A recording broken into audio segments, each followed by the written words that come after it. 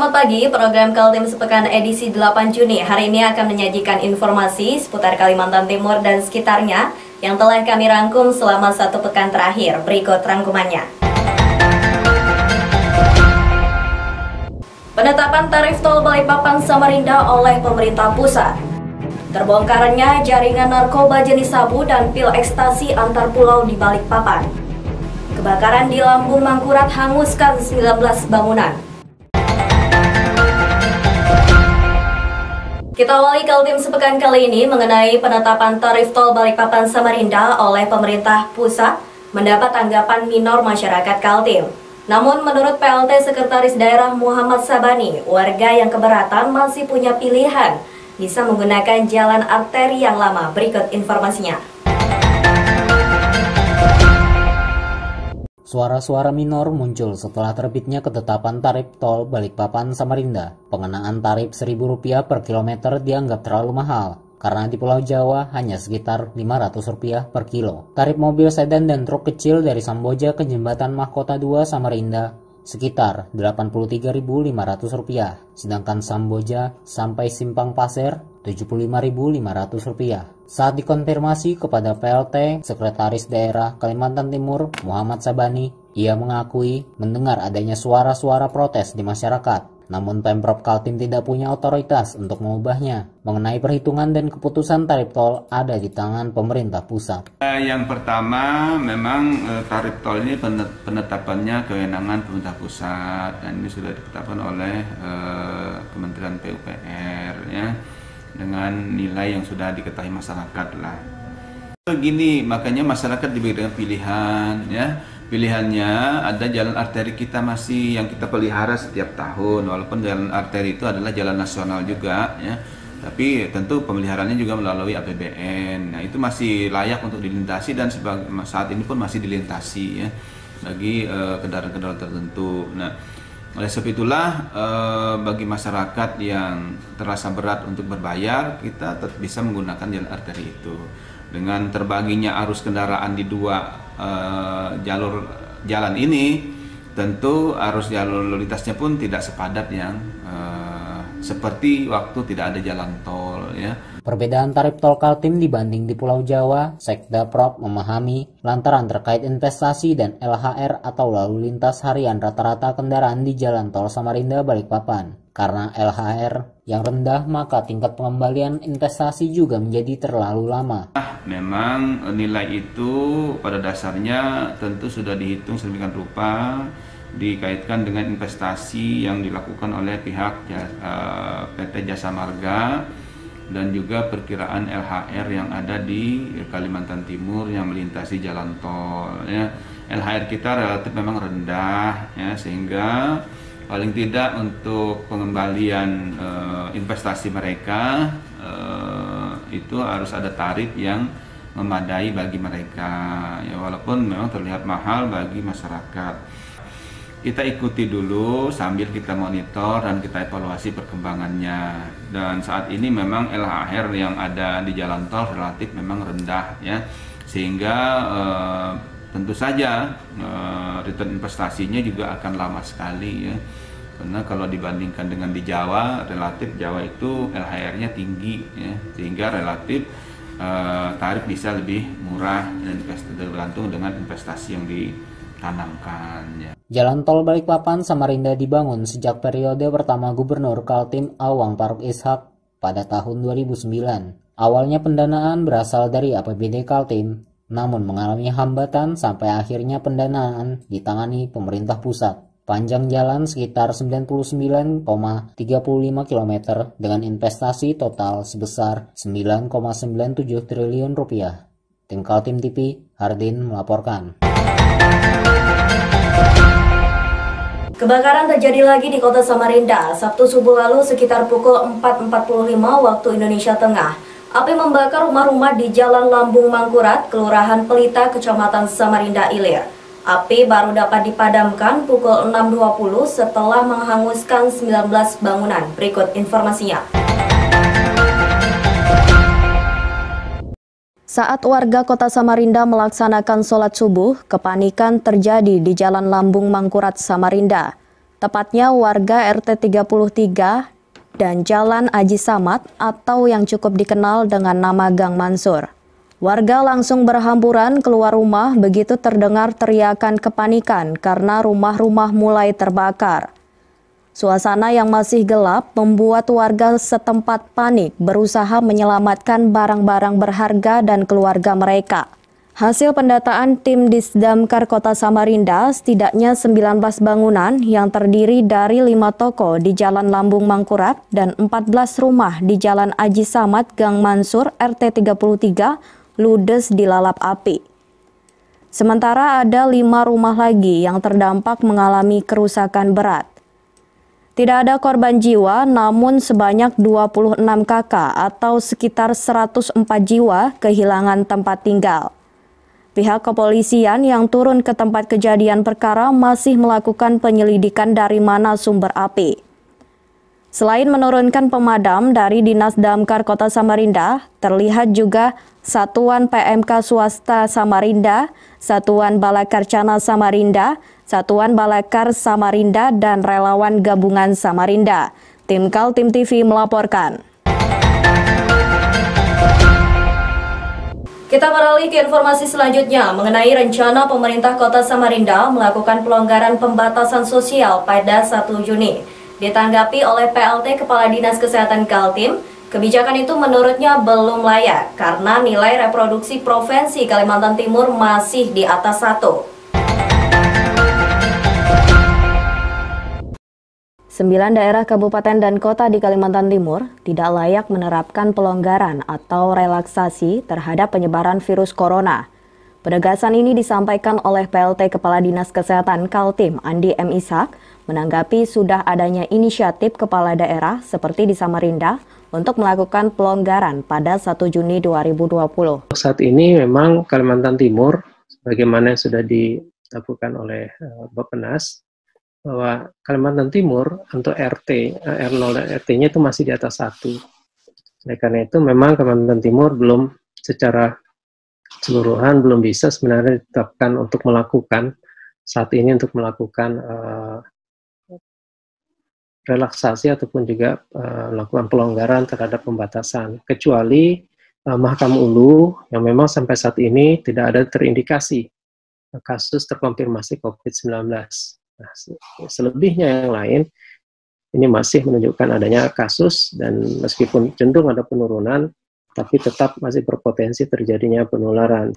Istilah RT disampaikan Andi M. Ishak untuk menggambarkan penilaian yang dipakai Badan Kesehatan Dunia atau WHO. R adalah reproduksi penyakit penular, di mana angkanya dimulai dari angka 0 yakni R0. Kemudian istilah RT atau R efektif menjelaskan angka reproduksi yang terjadi setelah dilakukan upaya-upaya pencegahan oleh pemerintah seperti pembatasan sosial dan upaya lainnya. Ukuran RT yang ideal harus di bawah 1, sementara di Kaltim masih di atas 1. Memasuki kepada masa relaksasi ataupun pelonggaran pembatasan. Yang pertama memang dan menjadi syarat mutlak, sebagaimana sudah disampaikan adalah bagaimana kondisi epidemiologi wilayah tersebut. Apakah kondisi epidemiolognya sudah terkendali? Nah, angka terkendali di sini boleh dikatakan bahwa angka reproduksi efektif atau RT-nya itu harus di bawah 1 selama minimal 2 pekan atau 2 minggu setelah puncak terakhir. Jadi memang harus menunjukkan terjadi penurunan minimal 50% kasus sejak 3 minggu, selama 3 minggu ya sejak puncak terakhir dari kasus tersebut, dan juga terjadinya penurunan secara insidensi kasus yang terkonfirmasi. Tata cara penilaian bukan hanya pada saat ada kasus saat ini, tapi dengan menghitung masa-masa sebelumnya, yaitu dengan meneliti tingkat penularan kasus-kasus di suatu daerah. Lantaran itu, Andi M. Ishak mengatakan, dengan di Kaltim nilainya masih di atas 1, maka penularannya masih bisa demikian cepat. Ibarat bola salju, penularan dari 1 orang kepada 2 orang, dan begitu seterusnya. Dia mengingatkan para kepala daerah agar berhati-hati dalam menerapkan pelonggaran pembatasan di daerahnya. Karena banyak perhitungan yang perlu dilakukan selain angka epidemiolog. seperti adanya penurunan kasus hingga 50% dari masa puncak kasus selama 3 minggu. Kemudian, ukuran sampel positif dalam persentase penurunan perawatan, penurunan angka kematian, dan beberapa gambaran lainnya. Tim Kaltim TV melaporkan.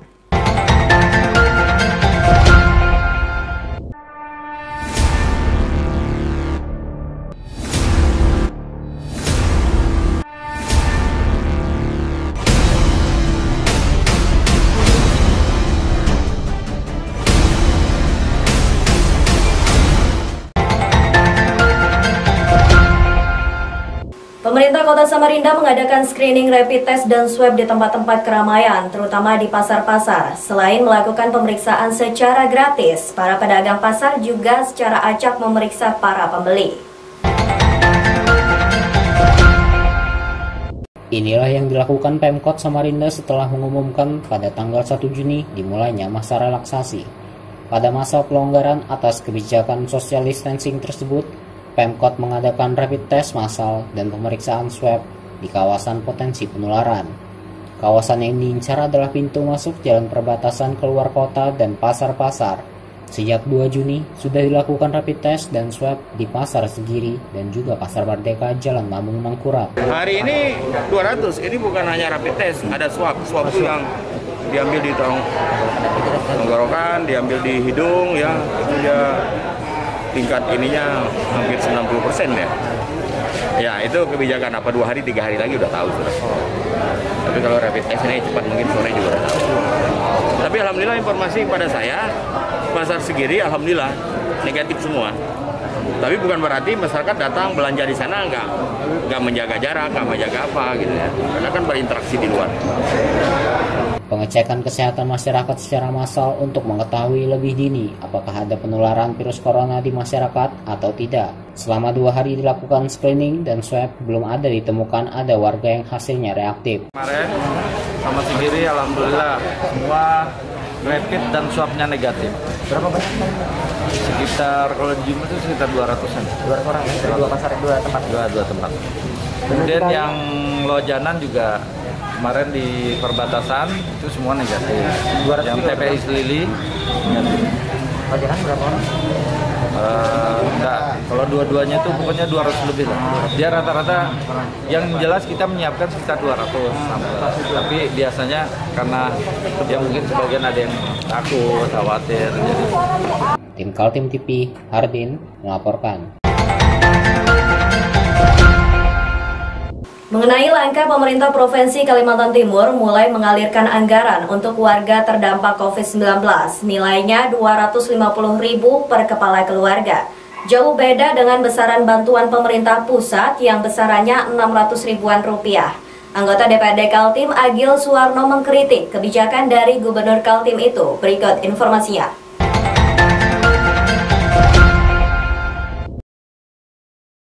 Inilah surat keputusan Gubernur Kaltim. Sejak pekan lalu, Pemprov Kaltim sudah siap menyalurkan bantuan sosial untuk warga terdampak COVID-19 berupa uang tunai yang bisa dicairkan penerima melalui Bank Kaltimtara dan Bank BRI. Catatan sementara seperti disampaikan Kepala Biro Humas Setda Prof Kaltim Syafranuddin, total penerima Bansos JPS sebanyak 140.660 orang. Datanya sudah clear by name dan by address, namun masih ada data susulan yang masih belum clear dan menunggu proses berikutnya. Kebijakan Pemprov Kaltim ini mendapat respon dari politisi PDI Perjuangan Agil Suwarno. Menurutnya, masyarakat bereaksi dengan nilai bantuan dari Pemprov sebesar Rp250.000 per kepala keluarga. Jumlah itu jauh dari bantuan yang dananya bersumber dari APBN maupun APBD Kabupaten Kota, yakni sekitar 600 ribuan per kepala keluarga. Kita tahu bahwa anggaran COVID itu secara menyeluruh awalnya disampaikan 388 miliar. Itu saja. Mengenai bagaimana implementasinya, berapa jumlah yang disalurkan kepada masing-masing kakak, kita belum dapat informasi yang jelas. Tapi muncullah angka 250.000. Itu juga bukan keputusan DPRD, itu keputusan timnya gugus tugas provinsi. Nah, mengenai layak tidak layak, setelah kita kunjungan ke daerah, ternyata hampir sebagian besar menyatakan itu tidak layak, angka 250.000 itu. Pemprov Kaltim merapel bantuannya untuk 3 bulan, jadi setiap warga terdampak yang tercatat namanya sebagai penerima, menerima bantuan langsung tunai sebesar 750.000 terhitung mulai bulan Mei, Juni, dan Juli. Kalangan DPRD Kaltim beberapa waktu lalu menyoalkan kinerja Pemprov Kaltim dalam menyalurkan bansos, mulai dari kelengkapan data penerima sampai lambatnya pendistribusian bantuan yang kalah cepat dengan pemberian bantuan dari anggaran pemerintah pusat maupun dari pemerintah kabupaten dan kota. Ya ginilah, artinya kalau mau lebih gampang, menyangkut penyaluran dan sebagainya, serahkan saja kabupaten kota. Misalnya dalam bentuk dana atau dalam bentuk sembako, serahkan ke sana, biarkan mereka yang mengeksekusi di sana, karena mereka yang tahu mana yang membutuhkan, mana yang memerlukan, mana yang tidak memerlukan. Setelah itu baru kita minta report-nya dari mereka, bahwa ini loh yang sudah dibantu, mana datanya. Nanti kita cross check. Kalau kita juga mau ikut-ikut membantukan, kita ini kan nggak punya basis data yang jelas. Basis datanya kan dari kabupaten kota semua.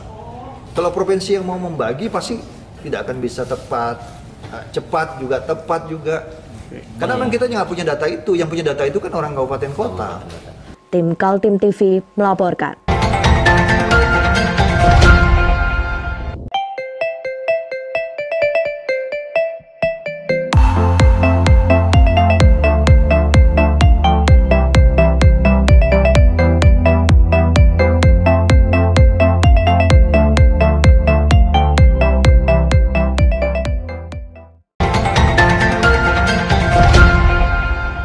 Informasi selanjutnya, tahapan kerja Komisi Pemilihan Umum segera dimulai lagi setelah di-stop akibat kebijakan social distancing pada masa pandemi COVID-19.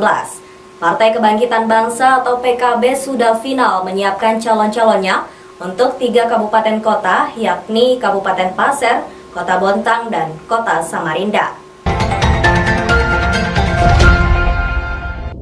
Inilah Partai Kebangkitan Bangsa Kalimantan Timur menghadapi pilkada di 9 kabupaten kota. Partai yang dipimpin Syafruddin ini mengakui sudah siap menuju kompetisi demokrasi yang bakal digelar 9 Desember 2020. Khususnya untuk 3 daerah yakni Kabupaten Pasir, Kota Samarinda, dan Bontang. PKB sudah final dengan calon-calon yang diusungnya. Untuk Kabupaten Pasir, PKB mengusung Ketua DPC.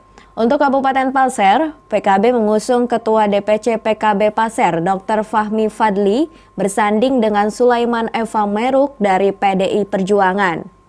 Sementara untuk Kota Samarinda mengusung Andi Harun Rusmadi Wongso dan di Kota Bontang mengusung Adi Dharma berpasangan dengan Basri Rase. Basri Rase adalah Ketua DPC PKB Bontang yang sekarang duduk sebagai Wakil Wali Kota. Timur menyikapi dan menghadapi pilkada yang dilaksanakan serentak 9 kabupaten kota di Kalimantan Timur, tentu ada banyak yang kita siapkan ya. Yang pertama adalah kami akan menyiapkan kader-kader terbaik PKB. Salah satu yang sudah kita pastikan untuk maju sebagai calon bupati itu adalah di Kabupaten Pasir. Karena PKB di Kabupaten Pasir itu adalah sebagai partai pemenang itu, maka kita wajib hukumnya untuk mengusung kader terbaik PKB untuk maju berkompetisi pada Pilkada Pasir. Dan di situ kami sudah punya figur kuat, yaitu adalah Ketua DPC PKB Kabupaten Pasir, yaitu Pak Dr. Fahmi Fadli. Kami ingin pastikan beliau bertarung pada Pilkada 2020 yang akan dilaksanakan secara serentak Desember nantinya. Yang kedua, kami juga menyiapkan kader kami di Kota Bontang, yaitu Basri Rase, yang juga adalah sekarang masih menjabat sebagai Wakil Wali Kota Bontang. Dan setelah DPC Kota Bontang, kan beliau berkompetisi pada Pilkada 2020 ini meskipun posisinya tetap sama, yaitu Wakil Wali Kota, karena beliau belum memiliki keberanian kayaknya untuk bersaing untuk perebutan wali kotanya. Hingga tidak masalah, yang pasti kader PKB sudah kita siapkan. Kemudian Samarinda, memang kami harus jujur akui bahwa kami belum punya kader terbaik. kader potensial untuk maju berkompetisi pada Pilkada 2020 di Kota Samarinda. Sehingga kami memiliki ukuran standar dalam menentukan atau menetapkan calon. Salah satu ukurannya itu adalah survei. Nah, dari hasil survei dan baik popularitas maupun elektabilitas, pasangan Andi Harun Rusmadi yang ditetapkan sebagai calon yang diusung oleh PKB. Tentu kami bertanggung jawab untuk pemenangan saudara Andi Harun dan Rusmadi ini di Pilkada Samarinda. Nah, sehingga kami PKB akan bekerja keras memaksimalkan kinerja dari mesin politik PKB, dari 3 anggota DPRD PKB yang ada di Samarinda, juga pengurus PKB di semua tingkatan. Pada acara ngobrol bareng Forum Pemret di Kaltim TV, Ketua PKB Kaltim Syafruddin mengutarakan, untuk 6 daerah lain yang ikut pilkada, PKB masih melakukan lobi-lobi. Diakuinya, para bakal calon sudah mendekati, namun PKB masih menghitung tingkat elektoral. Karena PKB dan semua partai juga ingin menang dalam setiap kompetisi demokrasi. Misalnya kayak Kutai Kartanegara itu masih mengalir, meskipun ada calon yang sudah mendekat, yaitu Awang Yakub. Kemudian di daerah lain, Mahakam-Hulu, kemudian Balikpapan, dan Kutai Timur, dan yang lain-lain itu masih proses Bang Ucop.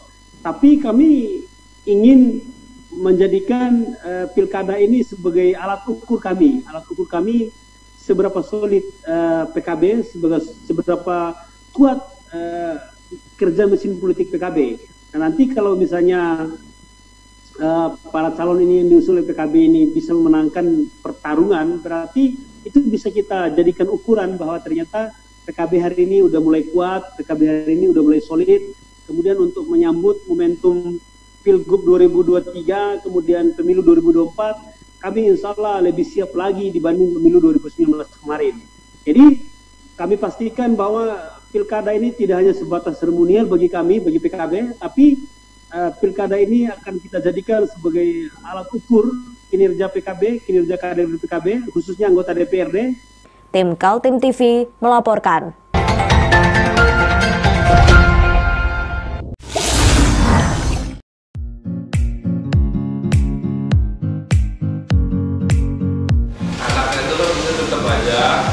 Cara mudah beriklan digital di Kaltim TV.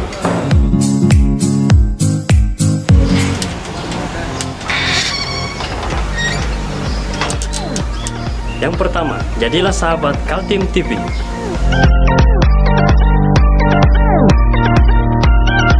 Dengan Rp1.000.000, para sahabat mendapat 20 kali tayang di slot berita kamu.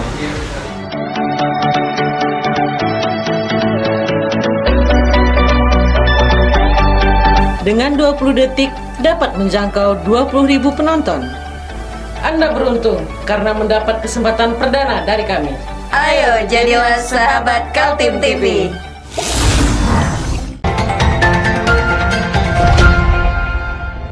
Setidaknya ada 17 investor dikabarkan menunggu selesainya peraturan daerah mengenai kawasan ekonomi khusus Maloi Batuta. Saat ini penyelesaian rancangan peraturan daerah tentang kawasan bisnis di Kutai Timur itu sudah menuju uji publik.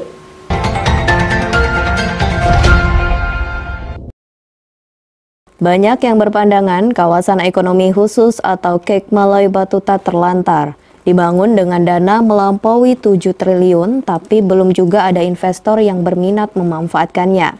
Di kawasan ekonomi khusus Maloi terdapat berbagai kebutuhan para investor, seperti pergudangan industri dan pelabuhan internasional.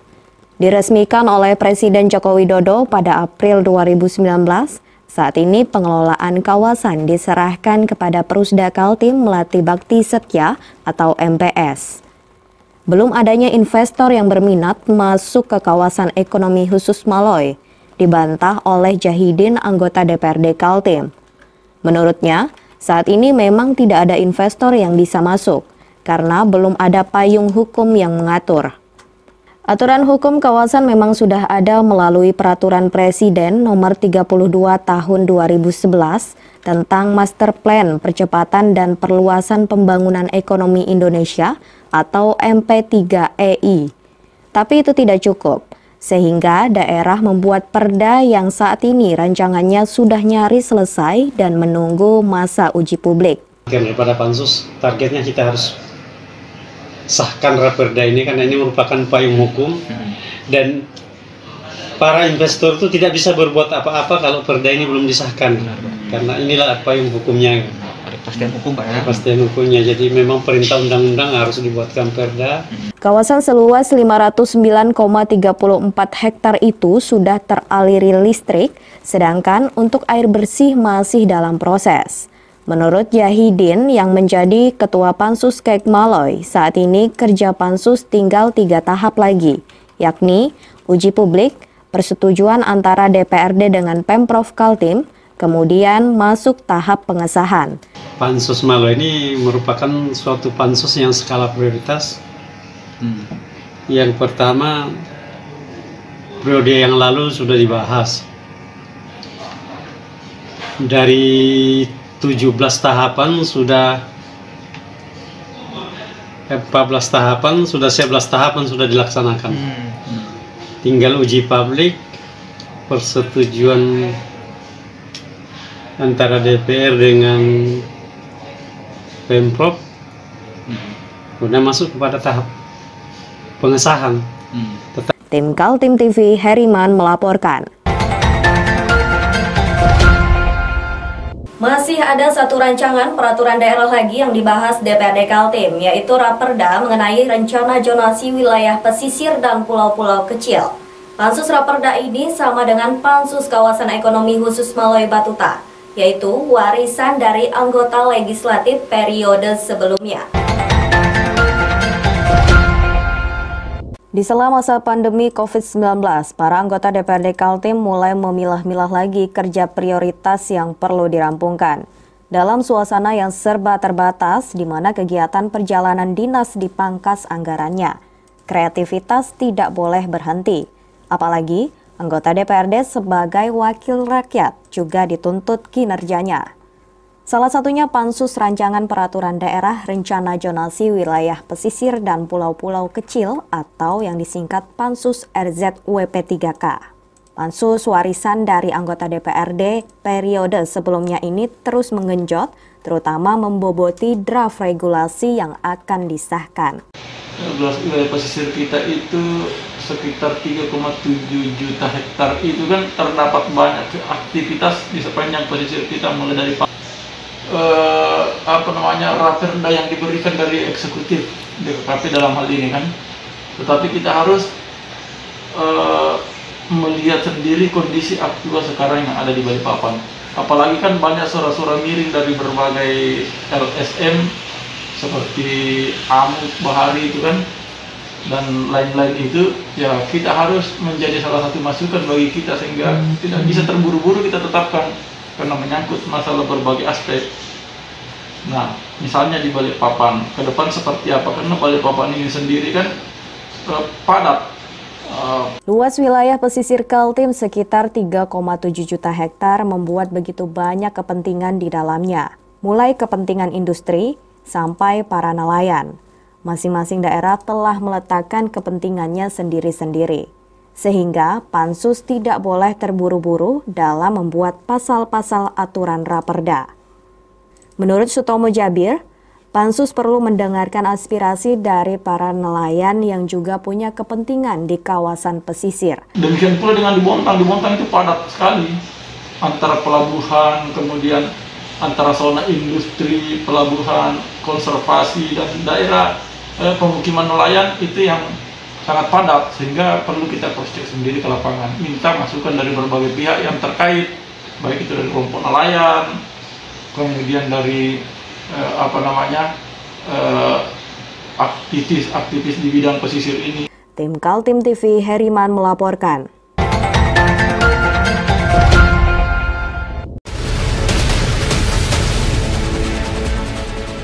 Mari kita memerangi virus corona dengan mematuhi imbauan pemerintah stay at home.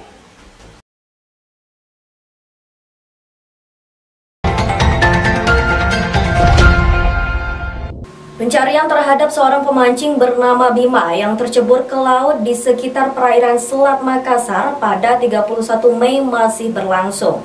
Tim Basarnas Kaltim sampai hari ke-7 Sabtu pagi hari terus bergerak dengan armadanya, namun hasilnya masih nihil. Di mana korban kecelakaan laut Bima masih menjadi tanda tanya. Pencarian terhadap pemancing berusia 20 tahun itu masih terus dilakukan sampai hari ke-7, Sabtu pagi berdasarkan laporan tim Basarnas. Pencarian yang dilakukan berdasarkan skema arus air dan perluasan radius dari titik hilangnya Bima belum juga membuahkan hasil. Bima warga Jalan Marta Dinata, Balikpapan hilang ketika berangkat memancing dengan 7 orang rekannya sesama pemancing. Kejadiannya Minggu pagi 31 Mei, sekitar pukul 6 pagi Bima dan rekan-rekannya menumpang kapal klotok bermesin menuju spot pemancingan dekat sebuah rig di perairan Selat Makassar. Mereka berangkat dari jembatan Manggar, Balikpapan. Menurut rekannya yang menjadi saksi, Ari, ketika itu cuaca kurang baik. Namun mereka tetap nekat walau turun hujan dan gelombang ombak membesar. Saat hujan, mereka berusaha berteduh di dalam kapal. Sementara Bima berada paling belakang. Setelah sekitar 1 jam perjalanan, mereka baru tersadar kalau 1 orang rekan mereka, Bima, sudah tidak berada di dalam kapal. Baik, diinformasikan untuk perkembangan atau hasil pencarian H6 pada hari ini tanggal 5 hari Jumat tanggal 5 Juni 2020. Pencarian hingga pukul berlebih 18.00 masih belum membuahkan hasil. Untuk sementara kendala cuaca ya, yang dilaksanakan tadi pagi hingga tadi siang, kemudian lanjutin lagi tadi siang setelah sekitar jam 14.00 melakukan pencarian lagi hingga nanti tadi pukul jam 17.00. Pencarian difokuskan masih area pencarian yang seluas 120 km persegi. Namun alat yang armada turun sekitar 5 armada turun tadi dari Basarnas, kemudian dari Polair, kemudian dari relawan maupun TNI Polri masih belum membuahkan hasil. Pencarian akan dilaksanakan maksimum esok hari ya, hari ke-7 sesuai dengan peraturan undang. Kita masihkan hingga nanti melaksanakan evaluasi dan kita laksanakan maksimum hingga hari besok hari atau hari ke-7. Demikian informasi. Berdasarkan undang-undang, upaya pencarian korban kecelakaan laut dihentikan setelah hari ke-7. Tim Basarnas sudah bertemu dengan keluarga korban dan menjelaskan apa saja upaya maksimal yang telah dilakukan.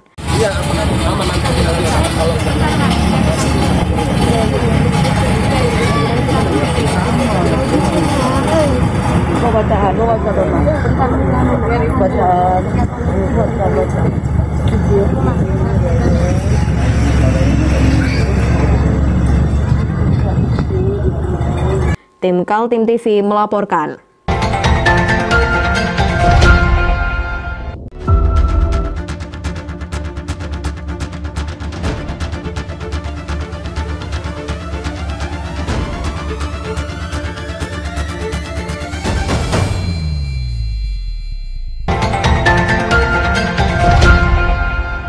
Seorang oknum tenaga honorer bagian pemadam kebakaran Badan Penanggulangan Bencana Daerah Kota Balikpapan berinisial AA ditangkap petugas Badan Narkotika Nasional. Dari tangannya disita 6 paket sabu yang dijual seharga Rp200.000 per paketnya. Berikut informasinya. Beginilah nasib tersangka AA alias UD setelah ditangkap petugas Badan Narkotika Nasional Kota Balikpapan 31 Mei lalu. Sekitar pukul 1 dini hari, AA yang sehari-hari menjadi tenaga honorer tidak berdaya ketika disergap di Jalan Jenderal Sudirman. Warga sekitar RT 30 menemani petugas ketika dilakukan aksi penindakan. AA yang mengetahui dirinya disergap hanya mampu pasrah. Dia sangat kooperatif mengakui perbuatannya, bahkan menunjukkan sendiri di mana paket-paket narkoba disimpan. Paket narkoba yang disimpannya ada 6 paket dalam plastik kecil, total beratnya 3,72 gram. Disita juga 1 alat hisap sabu dan kotak penyimpan sabu. Tersangka sudah melakukan beberapa kali perdagangan menjual narkotika tersebut, dan dia merupakan salah satu karyawan TKK di salah satu kantor di Balikpapan. Kemudian pasal yang diterapkan kepada saudara AA adalah pasal 114, 112 dan 127 Undang-Undang Nomor 35 2009. Dan ini yang sudah kita rilis hari ini. Tersangka AA mengakui mengedarkan narkotika jenis sabu sebagai kerja sampingan untuk mencari tambahan pendapatan. Keuntungan dari menjual sabu ditabung karena ia berniat merenovasi rumah dan melunasi BPKB motor yang digadaikan. Tersangka sudah mengenal narkoba jenis sabu sejak 20 tahun terakhir. Dulu dia sempat berhenti, namun belakangan mulai mengkonsumsi lagi karena pikirannya kacau sejak berpisah dengan istri. Tim Kaltim TV, Hardin melaporkan.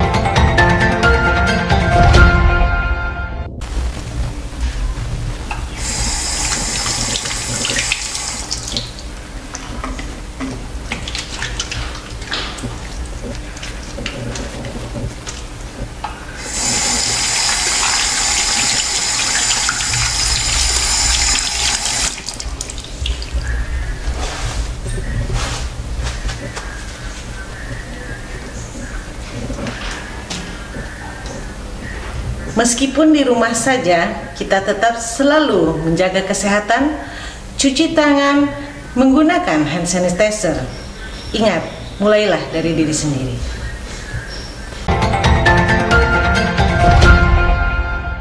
Demikian Kaltim Sepekan pada hari ini. Informasi lainnya dapat Anda saksikan melalui situs website www.kaltim.tv, channel YouTube dan fanpage Facebook Kaltim TV.